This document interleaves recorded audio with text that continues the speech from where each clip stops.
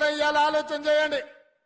ఆనాడు తెలంగాణ ఉద్యమంలో కరీంనగర్ పార్లమెంట్ లో నిలబడితే ఓడిపోతానన్న భయంతో కల్వకుంట్ల చంద్రశేఖరరావు గారు కరీంనగర్ నుంచి పాలమూరు జిల్లాకు వలస వస్తే మహబూబ్ నగర్ పార్లమెంటు నియోజకవర్గంలో మనము గెలిపించి ఆశీర్వదించి పార్లమెంటులో నోరు లేకపోయినా పార్లమూరులో ఊరు లేకపోయినా చంద్రశేఖరరావు గారిని మనం ఎంపీగా గెలిపిస్తే ఆనాడు ఎంపీగా గెలిచి తెలంగాణ రాష్ట్రాన్ని తెచ్చినా అని చెప్పిండు.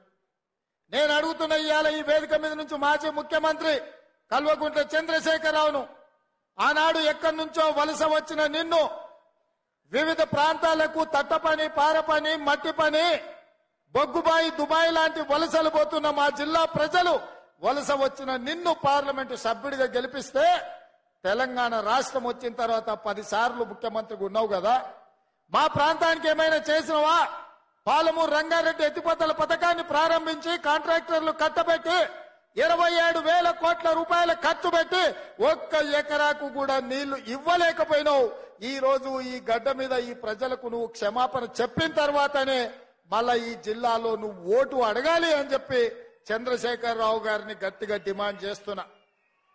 10 సంవత్సరాల సుదీర్ఘ కాలం 1,000 కోట్ల రూపాయల ఖర్చు పెట్టినా అదనంగా 1 ఎకరాకు పాలమూరు రంగారెడ్డి ఎత్తిపోతలతో నీళ్లు ఇవ్వలేదు.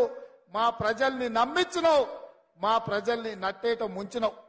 ఆనాడు పెద్దలు చిన్నారెడ్డి గారు ప్రారంభించిన తెలంగాణ ఉద్యమం చీమలు పెట్టిన పుట్టలో పాములు దూరినట్టు ఆ ఉద్యమంలో నువ్వు దూరి ఇవాళ తెలంగాణ రాష్ట్రాన్ని పట్టి పీడించినావు.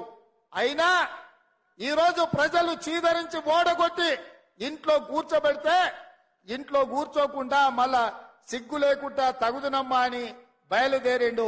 అల్లుడేమో నల్గొండ నుంచి, కొడుకేమో మహబూబ్ నగర్ నుంచి పాదయాత్రలు చేపడతారంట. చీకొట్టినా సిగ్గు రాలే మీకు. ఈ జిల్లాలో 14 సీట్లుంటే 12 ఇట్ల బండకేసి కొట్టి బొంద పెట్టినా ఏ మోకం పెట్టుకొని పాలమూరు జిల్లాకు వస్తామని చెప్పి నేను ఈ వేదిక మీద నుంచి అడగదలుచుకున్న చంద్రశేఖరరావు.